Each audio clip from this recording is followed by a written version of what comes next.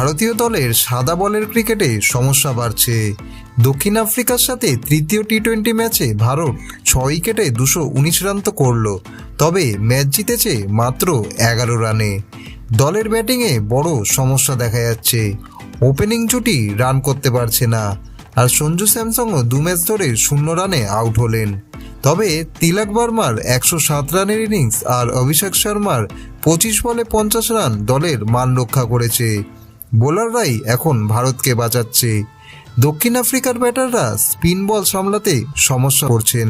তবে কলকাতার বরুণ চক্রবর্তী কিছুটা ব্যর্থ হলেও বিষ্ণই ভালো বল করেছেন। মার্কো জানসেন 16 বলে 54 রান করে ভারতের জন্য শেষ দিকে বড় চাপ তৈরি করে ফেলেছিলেন। শেষ পর্যন্ত আর্শদীপ সিং 37 রানে 3 উইকেট নিয়ে ভারতকে জয়ের মুখ দেখান। এই ম্যাচ জিতে ভারত সিরিজে 2-1 ব্যবধানে এগিয়ে গেল।